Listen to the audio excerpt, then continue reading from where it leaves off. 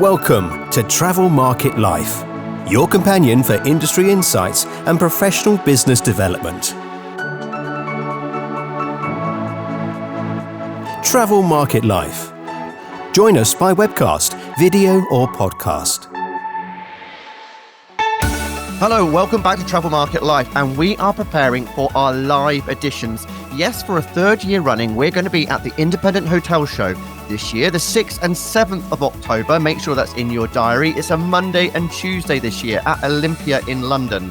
I'm going to be talking with Glenn Wallace, the event manager, in just a moment, but put this again in your schedule. On Monday from 2:15 at the Social Business Space, we have a topic, Evolution of Marketing and Revenue. It's our interactive discussion where I'm going to be doing the live podcast with Teresa Kingston from Luxury Family Hotels and Ina Nekrasova from Cafe Royale, alongside a number of other specialists and consultants. We'll be looking at how to explore the greater alignment of marketing and revenue, the role of data and the impact of AI and performance tasks, and the opportunities for you hoteliers. We'll be covering distribution, pricing, social media, search, and the technology that underpins that success. So come along, ask your questions, and get involved in the discussion. On Tuesday, if day 2 is your option, at 2:45 p.m, we'll be at the Social Business Space again, looking at the weak links in tech. Yes, we'll be looking at exploring how the tech stack is built and what underpins that tech stack with our guests Gregor Ritchie from Optimum Hotel and Leisure Management, Alessandra Leona from Head of Hospitality, Focus on Hospitality, and Douglas Waddle, the Hotel Advisor, where we will explore more about how to dissect the infrastructure to really enable hospitality to improve operations and revenue across the board. So I look forward to seeing you then and having you part of the conversation. But first, let's get our guest in, shall we? Who is heading this up? Now, Glenn, it's great to have you back again for another year as I come and join you as well live. How long have you been doing Independent Hotel Show yourself? Okay. A long time. Yeah. This will be my 4th edition of the show. So I'm a seasoned independent hotel event manager now, I hope. Fantastic. So, 4 years for me. I think The show itself has been going for 13. This will be its 13th edition. It's amazing, I think, because there's been a lot of shifts and changes really in events and conferencing, and particularly in the last few years, and hotels now starting to come back. What was sort of like the reflection on 2024's edition and how that is now preparing you for this year's and what you're going to be leading with? Something that came back from the last edition was people wanted some more networking opportunities. So we're trying to up that a little bit more. We've got a new app, which I'll go into a little bit later, which will help facilitate that.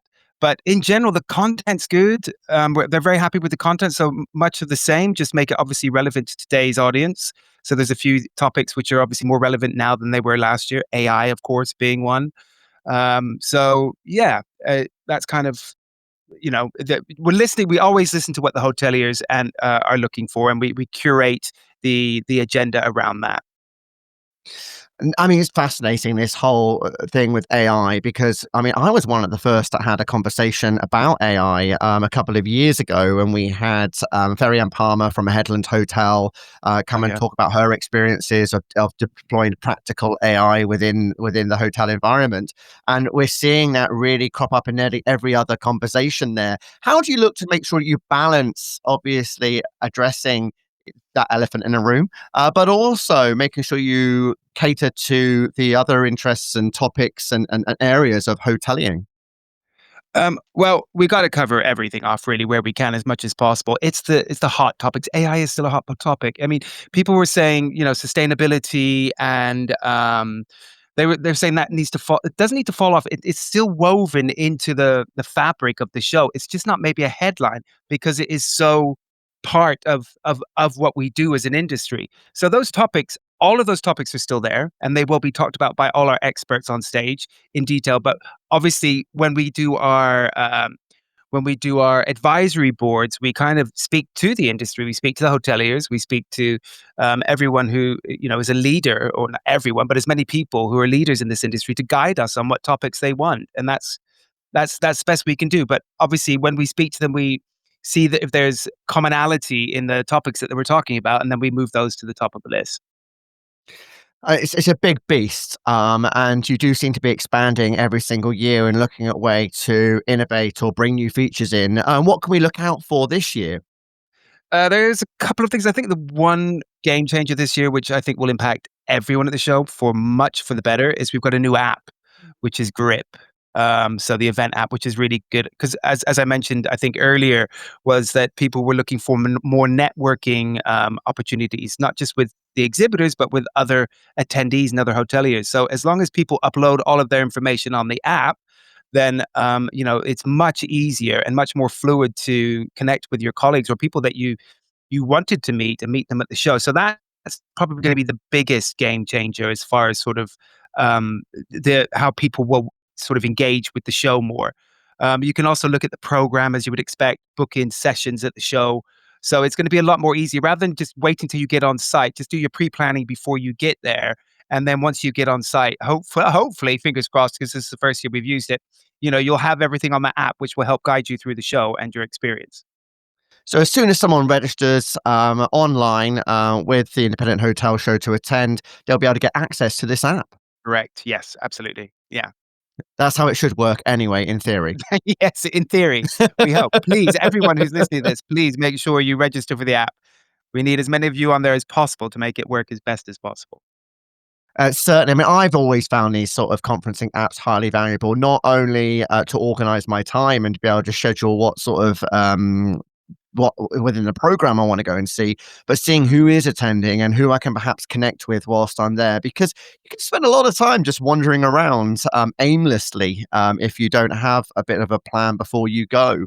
And so I can certainly see that huge value you've got offering there. So, I mean, Yeah. the The big sooner top. the and also, the sooner the better as well with regards to that, because, of course, everyone's schedule gets, full. So as soon as you have registered, I would probably get on that app and see who's on there, who's already registered, and try and connect with them, because if you wanna get in touch with them and it's someone important, you can guarantee probably about 5 or 6 other people do too. So that would be my words of wisdom for you as an attendee. So let's go back to basics then, Glenn. Yep. Let's take a tour quickly around the exhibition and event zone at Olympia. Now, what have we got to look forward to within the exhibitor zone? You've got different areas, you've got different types of exhibitors that are going to be there to be Yeah. able to cater most So hotels, right? absolutely, yeah, something that we sort of it was in the show, but we wanted to make more of a specialness around it, if that's the right word. I don't know if it is, but we wanted to make it stand out a bit more. Was the F&B zone? So this year we've introduced an F&B zone. When we got our post-event report afterwards, they didn't feel that there was basically enough love towards them. They were in the show, but they wanted to sort of be a little bit more defined. So upstairs this year, for the first time, we actually have an F&B zone.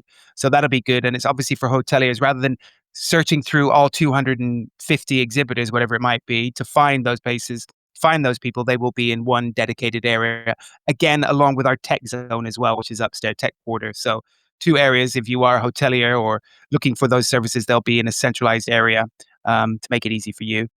Well, the tech zone, that is definitely where I'm going to be spending a lot of my time, obviously, as a specialist in tech. That's been growing every single year, which is fantastic to see.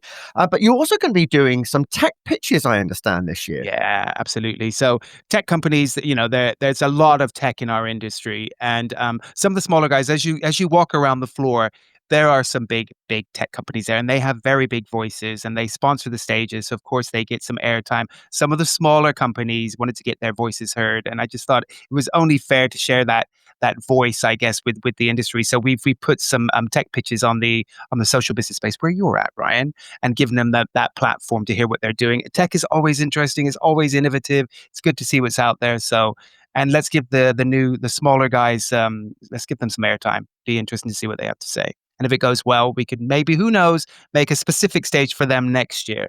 Let's see where we go with it. I mean, there are always new players coming up with new product offerings, and it is as much sort of, I guess, supporting those that are already delivering and underpinning a lot of services across hotels, but also introducing and offering that platform for new businesses, whether it's interior design or F&B or technology. It's always interesting to see who is sort of entering the world of hospitality. Yeah. And there's so much on offer, isn't there? There's so much. It's such an interesting industry to be working in, and talking to those hoteliers as to what they're dealing with this year. Yeah. And we tried to do, it's not just all about the big guys. You do want to know about the guys who are coming up. And those small guys, as we've seen before, do turn into bigger guys. So you've got to keep them, happy. You should be doing it anyway for any client that you do have, but you should never look over some of those smaller companies because they get bought by big companies. They get bought by the Googles or the Facebooks. And before you know it, overnight, they're these huge companies. So, and their technology for me, I'm from a technology background from some of the events I worked in, is fascinating. It's so fast paced. And it's very cool. Some of the stuff you can do. So I think we should be giving them as much as a voice as possible, as long obviously as it's relevant and interesting, not just for the sake of it. And most of the times it is. So we try. So on the first night, you still got your Independent Hotelier Awards. So again, we've got the Hotelier of the Year, the Hotel Rising Star, and the Best Hotel Design. So who's the best in the industry? These are the biggest awards in the industry for the Independent Hotel Show. So they're always a big turnout for them. And I would just ask all of the attendees, the hoteliers who are there, just to stay back. Even though the show may look like it's closed at 5, we do go on for a couple of hours downstairs in the hotel business stage. So there will be some champagne reception by our sponsors, Gus Bourne as well. So obviously raise a glass to the winners of the show. I always enjoy that. I always see faces I haven't seen for a year when I go to those awards. So it is a must attend. Absolutely. You get a couple of glasses before you can head home or head to the next event. So Glenn, that pretty much rounds things off as we prepare for the 6th and 7th of October this year. Yeah, brilliant. Thank you so much, Ryan. Really nice speaking to you. I guess just for everyone, just most importantly, while you're at the show, just network and have fun. It's a great opportunity for everyone, for our industry to come together. And I look forward to seeing everyone there. Thank you very much, Glenn. Look forward to seeing you too. So look forward to seeing absolutely everybody joining us as part of Travel Market Life live on the 6th and 7th, or just mulling around the exhibitor zone or on the innovation or business stage. See you then. Thanks for listening. Ciao for now. For more, go to Travel Market Life. The music sensation by Zach Nelson is reproduced under license from Storyblocks. Travel Market Life is a Haynes Marcoms digital marketing agency production, serving the travel and technology industries.